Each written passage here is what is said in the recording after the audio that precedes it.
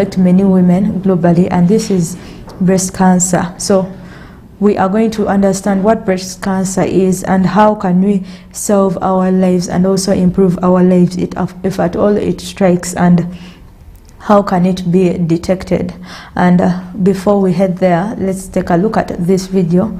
It's a survivor story of one of a member who once got the breast cancer and then recovered from it. And after, we come back with more. I think everybody is impacted in one way or another with somebody with cancer. So I think it's important to keep telling the stories so people can understand that screenings, and I keep going back to that, screenings are important.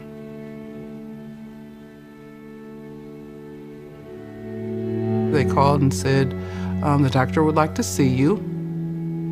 I got to the doctor that afternoon, and she walks in and she says, well, how are you today? I remember vividly. And I said, I don't know, you tell me. And she said, we found a tumor on your right breast, and it is cancer. And I think immediately I must have blacked out a little bit. I don't want to die because I want to see my son graduate from college. I want to see my daughter graduate from high school, go to college. When I kind of came to, I was sobbing. My husband was standing in front of me and he said, whatever it is, we're going to get through this. But I didn't know what the whatever it is was. She explained that there were 4 types of breast cancer, one being triple negative, and that's what I had, and that was apparently one of the worst ones.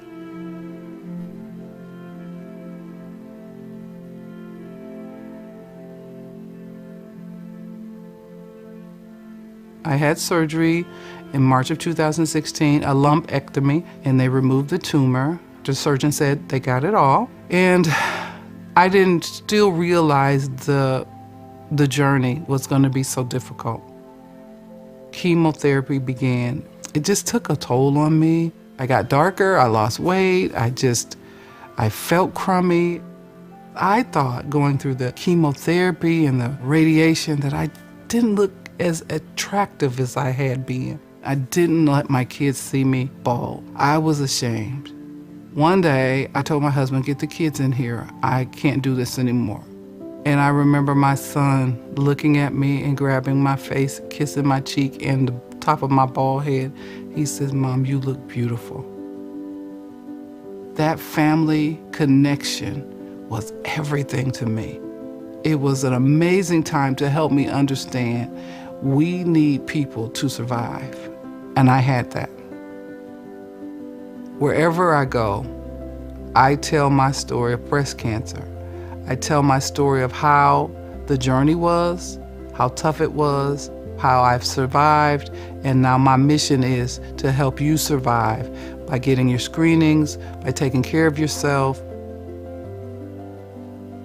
Since I've had breast cancer, I have found in my own community a lot of African American women who have never had a mammogram, who don't feel it's a need because they have the mindset I had that it doesn't run in my family, so I don't need to do it. It's important. If you want to live here, it's our job to help each other. It's my job to help you because I've gone through it. That's my mission.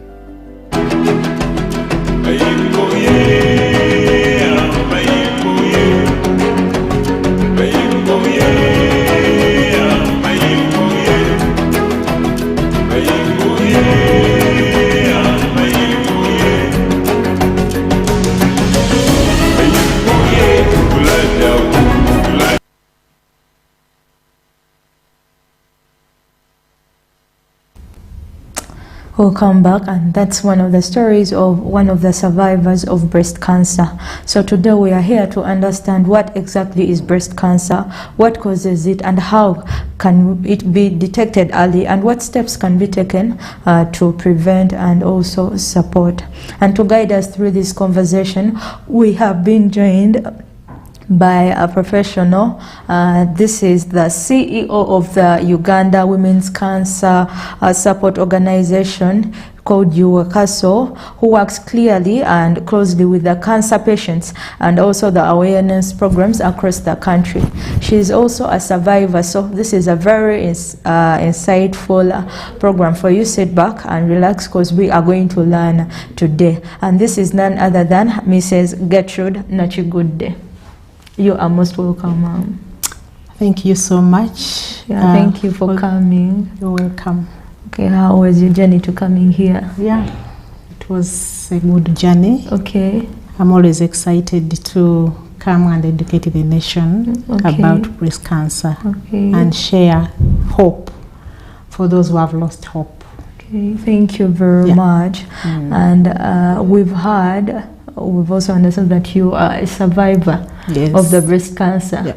Can you please take us through like what really happened? What was your first experience receiving cancer and how have you managed to go through it? Yeah, thank you so much. I think we've just watched a video about a survivor. Okay. And the survivor in the US, and many people think survivors are only in the US, but also here in Uganda we have survivors. Yeah, sure. I've survived breast cancer for 24 years.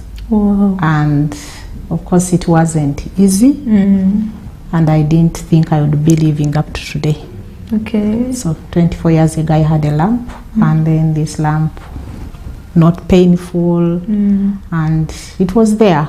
Okay. I had it removed. Okay. And to my surprise, it was breast cancer. Of course, I went through the harsh treatments. Yeah, sure. The chemotherapy. The chemotherapy. Of course, surgery. It was the most traumatizing at 30 years to have a breast off because of cancer. And of course, cancer being a death sentence, so I knew I would die. But I had the surgery, I had chemotherapy, I had the hormonal treatment for 5 years, and here I am today, alive. Yes. Yeah. And thank you for coming to also share with us such a story of hope. Like 24 years now, you're here. Yeah. It's something big. Is it something that inspired you to start this organization? Yes, my experience and the others whom we had treatment together, because we all knew we were not going to make it. And the challenges that we had during the treatment, the lack of information, and when somebody talks about chemotherapy, you don't know what it means. You think it's a normal injection. When somebody talks about radiation, you don't know what it is. So having gone through the unknown, walking a journey through an unknown, it's like going through a forest, and when you come out, you're like, no, we need to help others simplify their journeys. And also, because I survived, it was important that we educate the population to understand about the importance of, first of all, adhering to treatment, but also adhering to treatment, but also early diagnosis and treatment. That we are alive because the cancer was caught early and treated properly. Yeah. Well, thank you very much. So to begin with, let's exactly start with explaining what exactly like breast cancer is in your terms. How would you define it? Cancer is named according to the body part, to where it is, and that's the name. Breast cancer is a cancer that affects the breasts. The breast, yes. But in general terms, I'm not a doctor, but I'm an expert because I've been in this journey for the last 24 years. Yes, of course. But cancer is an abnormal growth that affects, now we're talking about breast cancer, abnormal growth of cells in the breast part. That starts with the growth that is abnormal. Normal cells grow and die, and then they are repressed, and your body parts remain normal. But when breast cancer is coming, the cells grow abnormally and out of control. They either form a tumor or they form something that is not normal.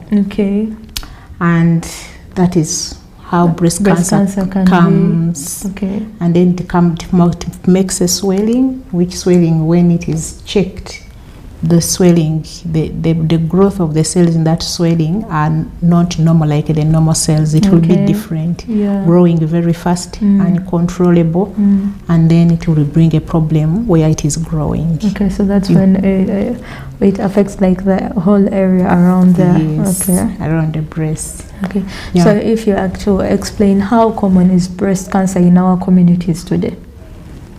Breast cancer is very common. Okay. Globally, I think since like the last 10 years, breast cancer became the commonest cancer in the world. It's the most diagnosed cancer in the world. Okay.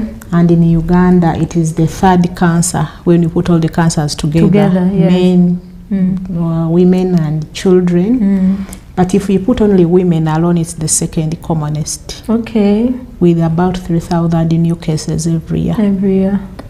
So I think 3,000 is a lot. Yeah, it's a lot. It's a lot, and we lose half of that. Okay. So over 1,500 women die every year to breast cancer. So it's a common problem, and a problem that can be solved. So if you had to look 10 years back and now, has it increased or decreased, like the rates of people dying and getting it? Yeah, I think it has increased. Okay.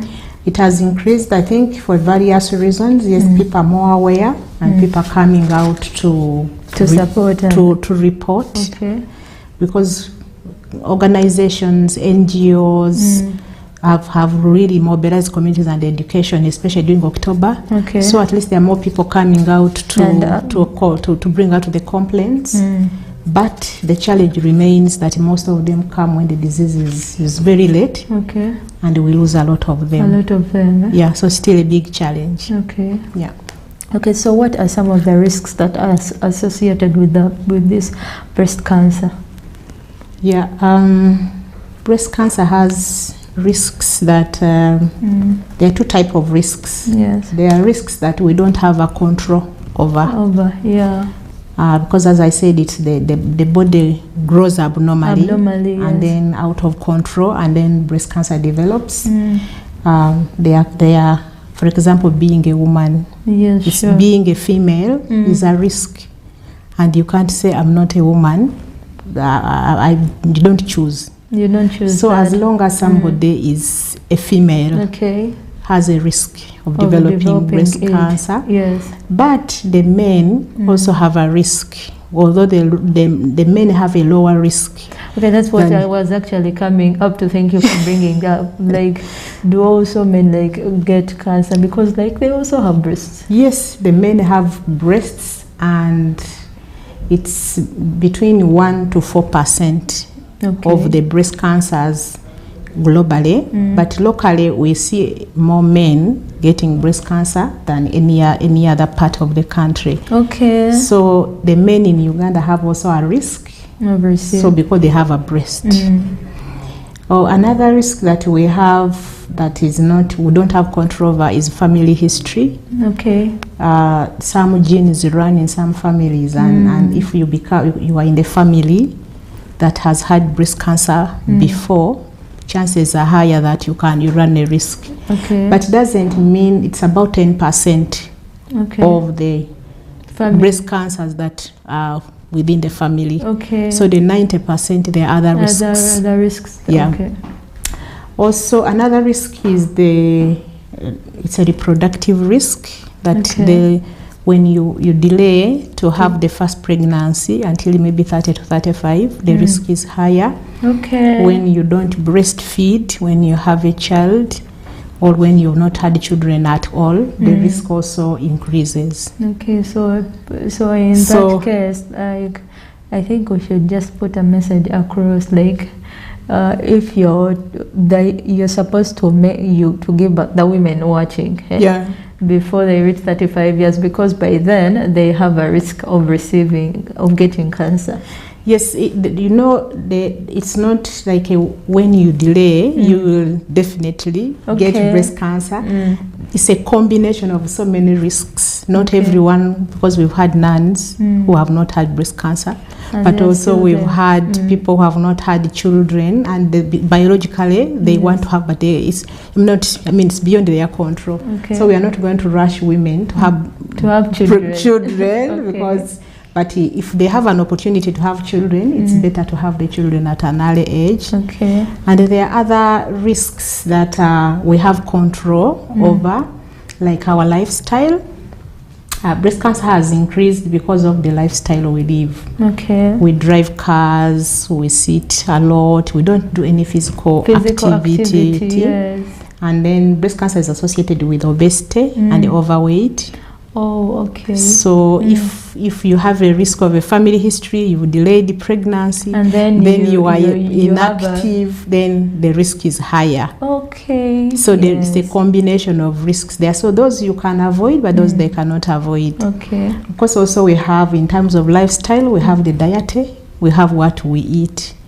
We have stopped eating vegetables and fruits because we Okay. think it's modern to yeah. have fast foods, processed foods, Yeah, sure. but that puts us at a risk.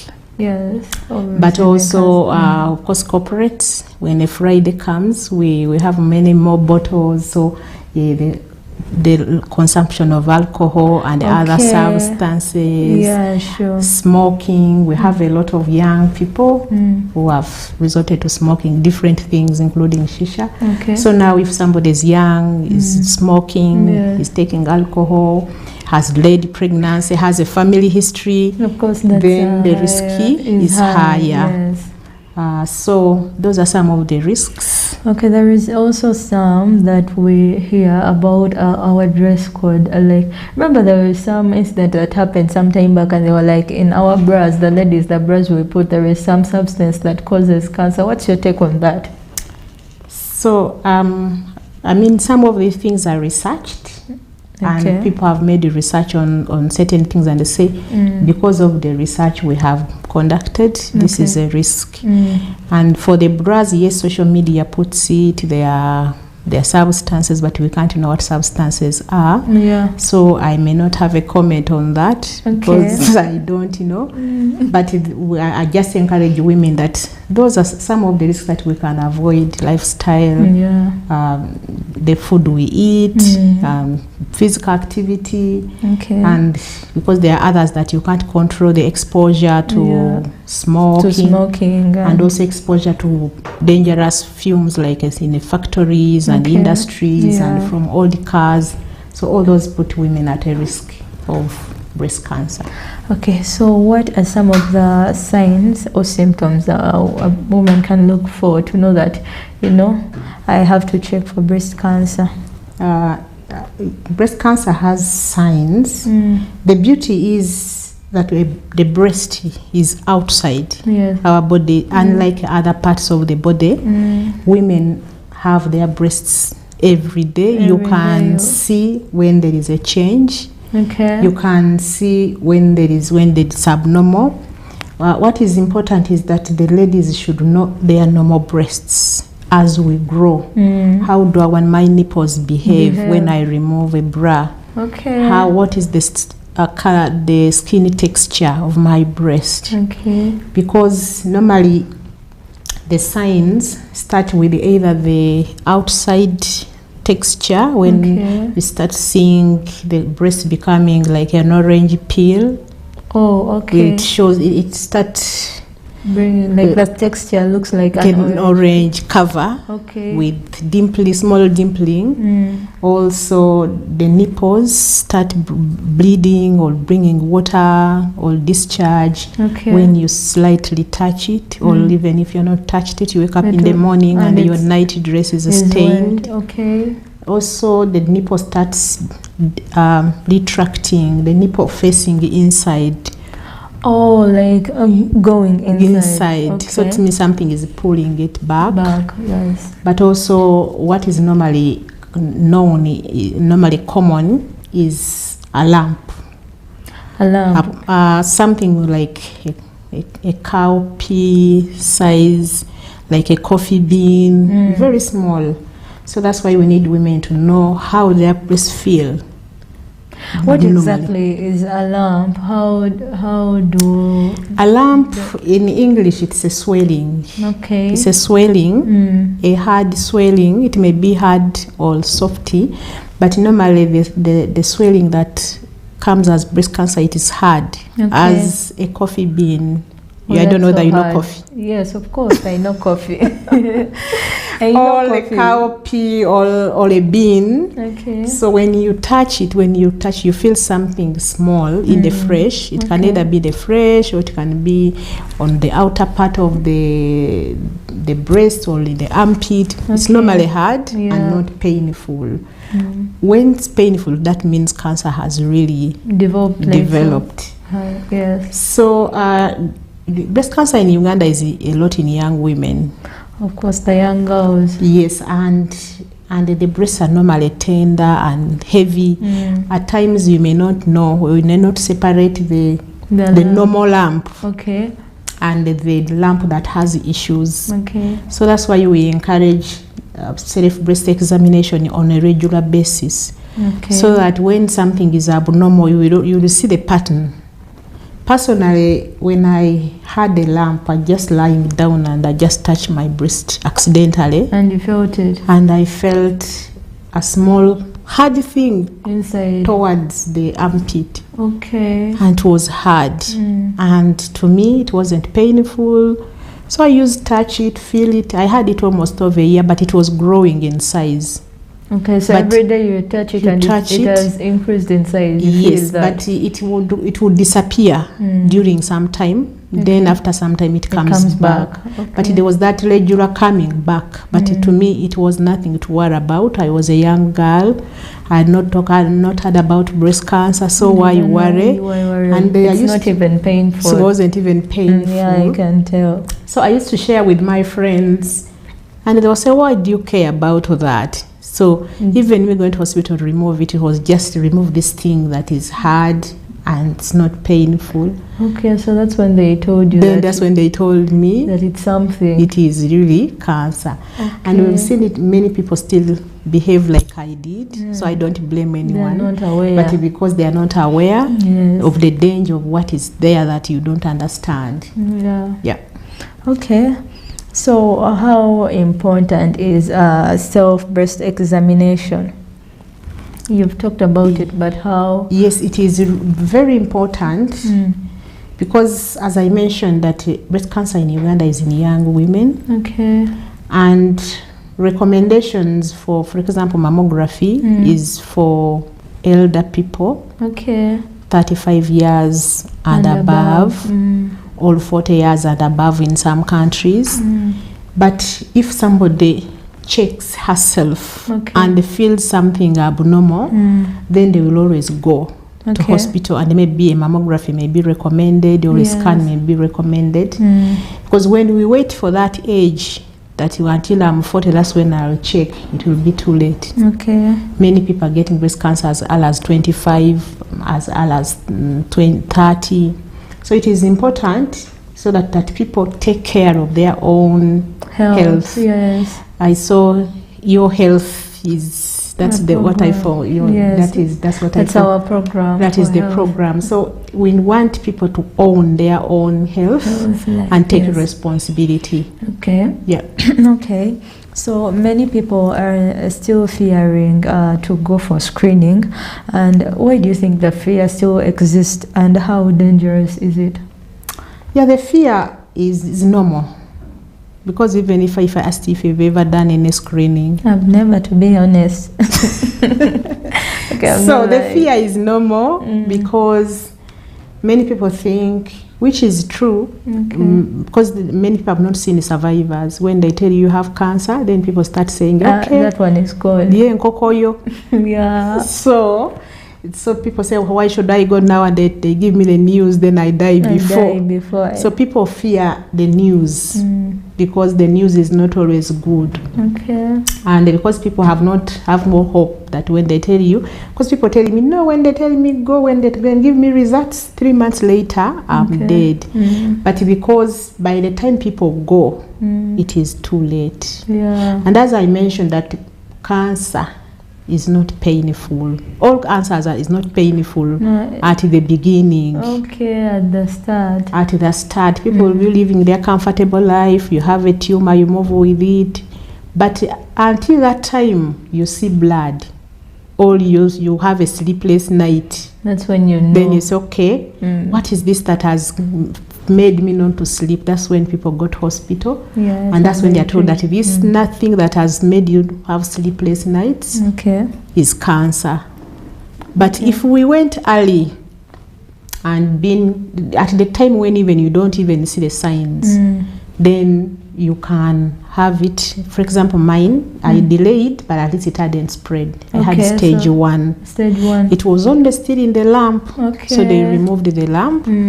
Then when the lump was removed, then they said we have to remove the entire breast, because at that time they wouldn't know where the cancer has reached. So I had to lose the entire breast. So that's when that's where I wanted to actually ask you, like, what happens like when it is detected late? Because we see that there are stages, stage 1, stage 2. When is the late stage for stage detection? 4? Stage 4. But we have also seen people have got stage 1, and when they are given the news that you have breast cancer, you first run away. Of course, you first that fear. The fear to lose the breast, to get chemo and lose hair. Of course, there are so many things that delay people, but one of them is the fear, but also the ability to access care early enough, and they may want you to do other investigations. When you don't have the money, then you have to delay, and then cancer goes to stage 2 to stage 3 to stage 4. Yes. But it would be important that people are diagnosed at stage 1, because first of all, it is cheaper to treat, but also it is the body is still strong to fight for itself. Okay, so do myths and also the cultural beliefs prevent women from seeking this treatment for breast cancer? Yes, there are a lot of beliefs, because at all levels people believe differently. Believe witchcraft, believe curse. Maybe that's even some people fear to go for treatment, because when you mention that I've got breast cancer, people will say, that family is cursed. So people also believe, yes, I'm cursed. So then, because you go to church and have overnights and pray, it's very important to pray, because they're spiritually, we need to be a spiritual okay to fight the disease. But some people go to pray and refuse the treatment completely, because they think it is a curse. Somebody doesn't like you, or you annoyed God. Some believe it's witchcraft. Others believe that when you lose breasts, you are not a woman again. So some women will refuse the treatment, and when they refuse the treatment, then they will die later. And when you have the pain, that's when you go back to hospital. To hospitals. Okay, so you talked about all the lumps. They sometimes it's also a myth that there are 3 lumps in the breast. There is one on this side. Okay, so we need to address that so that people can also tell and differentiate. Yes. As we grow, there are normally those lumps in the breasts. They're the normal lumps, and they are soft. And they are not hard. And the lump for breast cancer comes like a stone. It is hard. So hard. And I've seen women, and the majority of the women have found their own breast cancer. They felt, at least at one time, this lady felt something. But that is not normal. So it's just having the courage to report it as and when you hear things are not normal. Also to go to maybe if some people, if you've gone for antenatal and you are talking to your midwife, then you can ask to check the breasts. Okay, so also, doctor, what are some of the main treatment options that are available today for breast cancer? In standard, there are 4. Actually, there are 5. There is surgery, removal of the breast. Yes. There is chemotherapy where they put it through the veins for several times, about a minimum of 6 doses given in the interval of 3 weeks, but it can be more than 6 doses. There is radiation where, because now when they have surgery, some cells remain. So to clear what has remained, they put the person into radiation. It has a bad name. I mean, in our local language, they call it masanyalazi. It's like a roasting. It's not roasting. It is like an X-ray. You be there for some time. It's about 15 minutes. But you don't even feel it. You don't feel anything. If you've done a scan or an X-ray, it's the same machine, and it's targeted. When you put the rays on the target where they want to radiate, and you don't even feel anything. So it's not something. So people think it's like fire, and they put you on fire. So but there is also hormonal treatment, because breast cancer is some of the types of breast cancer is because of the hormones. The survivor we've had, she said she was a triple negative. Triple negative means all the hormones. The cancer she had is not responsible for the 4 hormones the women have. So she doesn't benefit from the hormonal treatment. So you have to be able to... You only receive the first 3, and then they clear you. But others, because you either have 2 positives, 2 negatives, means you have some response. Your cancer is responding to some of your hormones, and they have to give you a treatment that reduces the level of hormone in your body. So that and that is a minimum of 5 years. So I was on that treatment as well for some time, but not everybody goes on that treatment. But some women say, no, somebody's getting so and so, and I'm not. The breast cancer is different, and it has about 4 or 5 subtypes. So each type is treated differently. But the standard, the first 3 are standard. So let's go straight to the prevention bit of it. How can a person prevent themselves from getting the breast cancer? Prevention normally works for when you know the cause. But now, as I mentioned at the beginning, that there are risk factors. You cannot say I can 100% prevent getting breast cancer. You reduce the risk, but assuming you are eating well, you have all these the risk that you can prevent, but still there are natural risks that you cannot have a control over. So when we say you prevented, you may be disappointed when you get it, because it's a combination of risks. But you can eat well, you can stop the alcohol if you do. If you do smoking, the lifestyle, you can modify the lifestyle, do exercises, physical activity. You can also have babies early if you have many women, we chase career, we chase many other things, and then by the time we come back things are worse. So as an organization, we try to sensitize the population to avoid the risk factors, but also demonstrate. For example, during October, we really come out and demonstrate some of these things. We do a dance workout to ensure that people have a physical activity behavior. We do awareness to go to corporate. So Thank you very much. So doctor, as we are winding up, what's your last take on breast cancer? What should a person get to know? At least they have had all. What's the last take they should take in so that they can prevent themselves from getting this deadly disease? To the listeners and the viewers of this program, I think we need to own our own lives. First of all, to do breast reflex. Some women don't know how their breasts look like. They don't. And you have a mirror every day. Make it a routine to look at your breasts in a mirror.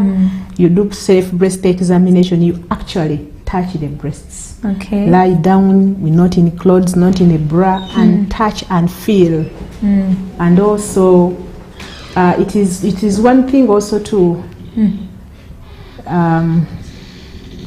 It's also one thing to do breast self-examination and then get the disease early, but also we need to have the system respond to the people. Treatment, not everybody can access treatment easily. As I mentioned, some people get disease 1, but they end up in stage 4 because of the delays in the system. Yeah, sure. Yeah. Okay, thank you very much, Doctor. As we are winding up still, can you please send greetings to 2 or 3 people watching you, the people you left there, and also give a number to the people who are watching who would like to come to the organization and also be helped on the breast cancer? Yes, of course, my greetings goes to the member of Uganda Women's Cancer Support Organization. I'm here because of the so many members, the volunteers who are out there to educate the population, but also to support the patients. Yeah.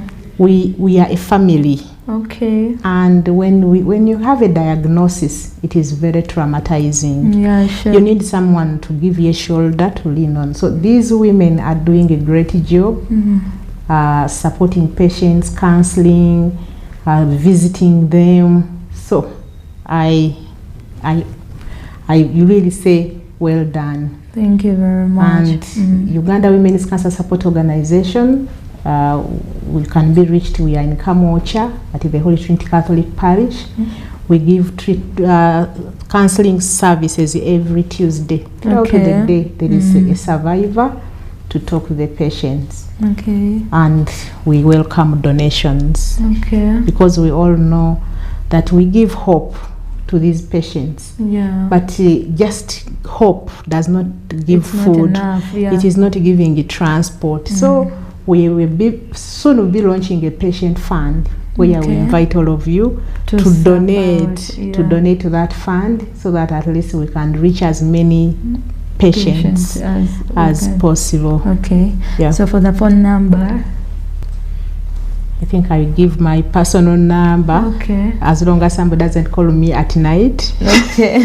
Of course, some people call. I think they have noted that. Yes, 0752 660 850. Okay. Yes. Thank you very much, and thank you for coming. Thank you for sharing with us, and to our dear viewers, thank you for tuning in. Thank you for staying with us since we started this show up to now. We are ending it.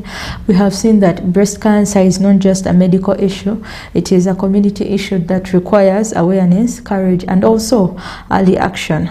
The earlier we know, the better we can fight it. And thank you for still being with us. At TV1, we still have more programs coming up for you, so don't touch your remote. Stay on this one, and let's meet again tomorrow same time, and we shall show you more and more about your health. Have a good day.